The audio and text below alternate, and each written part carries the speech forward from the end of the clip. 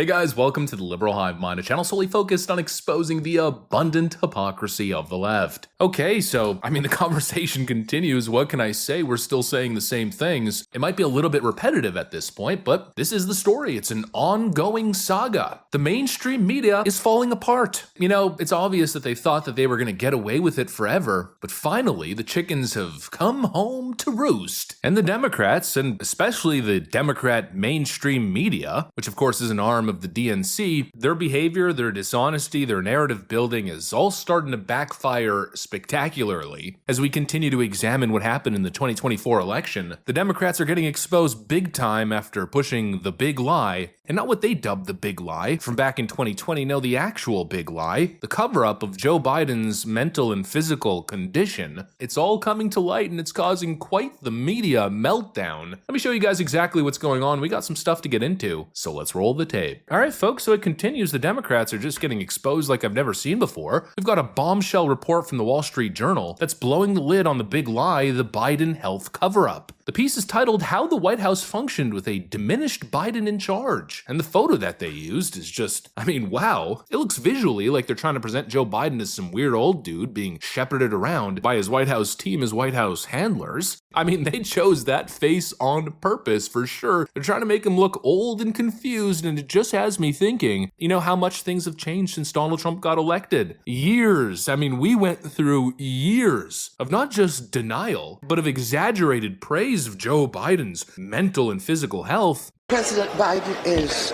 absolutely fit. He has knowledge of the issues. He has strategic thinking about legislating. All in the head. I have spoken with the president. He is fully coherent. He is on top of detail. He's sharp. He's fit. He's always answering questions. I think that Joe Biden's mental acuity is very, very on. He's one of the smartest, sharpest people I've met in D.C. There's no doubt in my mind that the president is mentally fit for office. Joe Biden rightly says that he has grown very wise in his many decades in public office. We see Joe Biden up close. We know how attuned he is to the issues, how informed he is. And I debate with him about legislation, and not debate, but discuss it with him. He's right there. And now we got the Wall Street Journal basically openly saying that the White House was functioning with a diminished president who couldn't even keep up with his daily tasks. They're basically spilling the beans that Joe Biden was unable to function as a president, that he couldn't do meetings, that his administration was totally insulated, and it was hard to even get in contact with him. And there's one part of the article that tells us that Joe Biden was skipping calls from concerned politicians right before the disastrous Afghanistan pullout. In other words, he wasn't even taking consultation. The president of the United States didn't even know what was going on, wasn't even engaged in the process ahead of launching the plan to pull out of Afghanistan. We're all in agreement here that that's completely freaking insane, right? And I'll tell you, it's certainly ironic considering all the left-wing talking heads and the left-wing media at large is going on and on about Donald Trump being a supposed puppet, with people like Elon Musk and others behind the scenes actually running the show. Meanwhile, they've been propping up this administration with this clear puppet president who was in mental and physical decline, who was clearly checked out from his job, and I guess was just delegating entire tasks to Tony Blinken while he stayed in the basement. It's completely freaking insane, and they gaslit us into oblivion. They made it seem like we were the crazy ones. There's a growing and insidious trend in right-wing media, broadcast, print, and social media. It is to take highly misleading and selectively edited videos of President Biden directly from Republican National Committee social media accounts, and then use those videos to spread messages virally to cast doubt on President Biden's fitness for office. Here is this headline from the New York Post, quote, Biden appears to freeze up, has to be led off stage by Obama at Megabucks LA fundraiser. The full video, posted by Biden finance chair on Twitter, shows something entirely different. Biden reacting to applause and then walking off stage with former President Obama. It comes less than 1 week after the New York Post made a cover out of another piece of deceptively edited tape, calling him meanderer-in-chief due to what they claim was Biden walking away during a skydiving demonstration during the G7 summit last week. The only problem is that the full video, which emerged almost instantly, shows Biden was going over to congratulate one of the skydivers who's cropped out of the video entirely.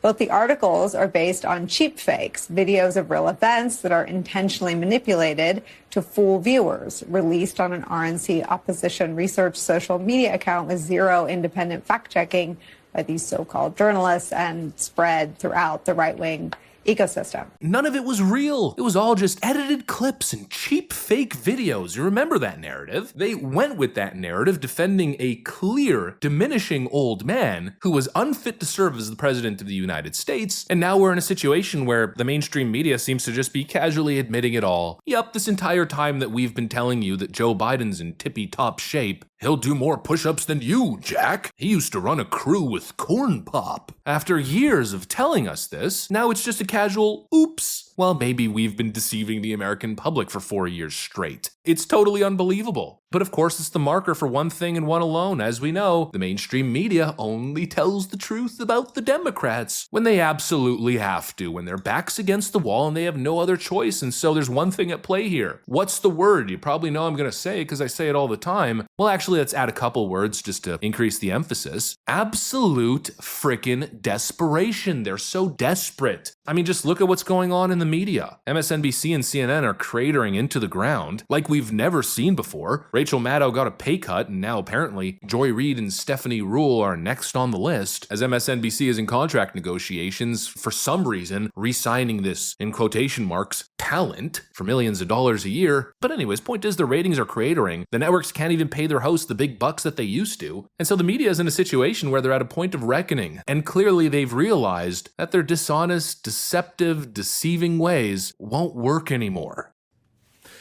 As a reporter, I have a confession to make. I should have pushed harder, earlier, for more information about Joe Biden's mental and physical well-being and any signs of decline. And again, I really just want to point out that same thing, just how rich it is. Chris Cillizza from CNN really has a confession to make. He should have pushed harder on Joe Biden's mental and physical well-being. You should have pushed harder, huh, little Chris? They're basically admitting it all after years of lying and gaslighting to us. You were the crazy person. You were the conspiracy theorist. You were the liar spreading misinformation online, spreading cheap fake edited videos. They said that for years, and now all of a sudden they're hitting us with the South Park trademark. We're sorry. We're sorry. We're sorry. We're sorry.